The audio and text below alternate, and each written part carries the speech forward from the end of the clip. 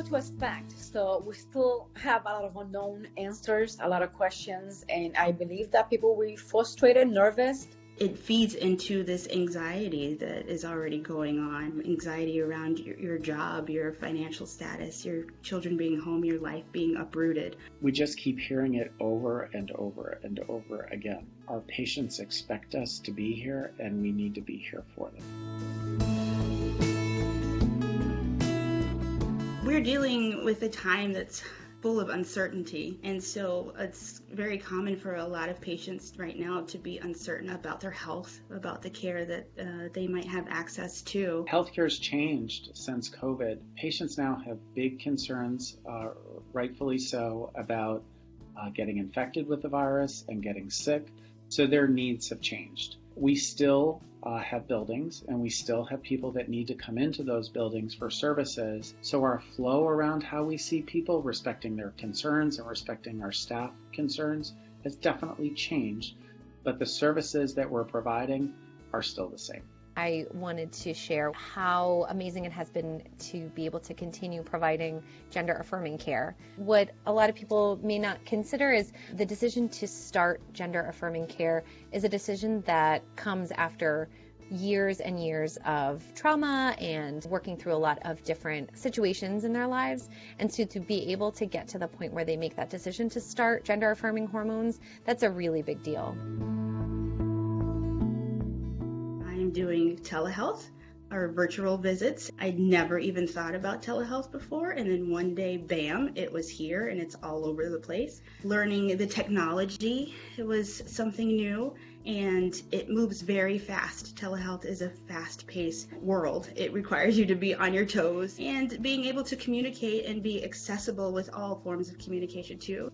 Providing care for every environment is why we're here.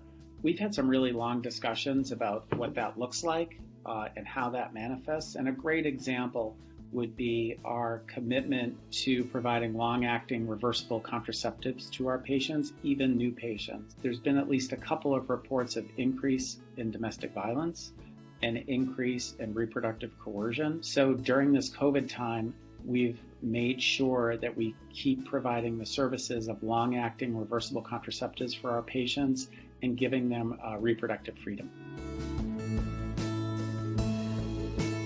When we were defined as essential healthcare workers, my reaction was, well, of course we're essential healthcare workers. We've always been essential healthcare workers. I do primary care, so it's really important that my patients with disease management are able to get their prescriptions refilled and be assessed to make sure that they're still on the right path for care.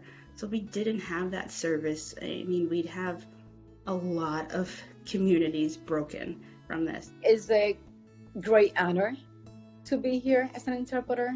I grew up as an interpreter for my mom, so I know how, from experience, I know how hard and difficult it is not to speak the language. I experienced that very young when my mother was in the hospital and they had to make a difficult decision whether to save her life of her unborn child.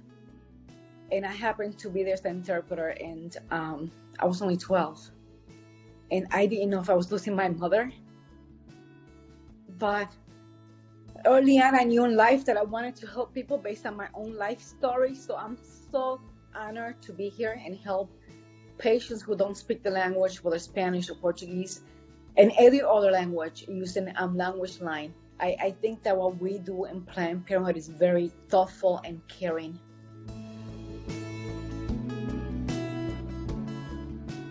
I'm Amanda Skinner, President and Chief Executive Officer of Planned Parenthood of Southern New England.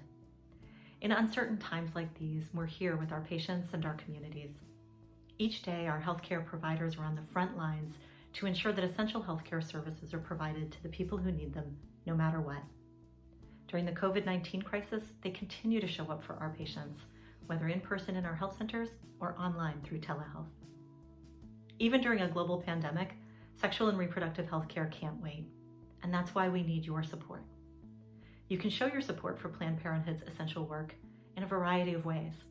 You could share this video on social media and tag us at PPSNE on Facebook, Twitter, or Instagram.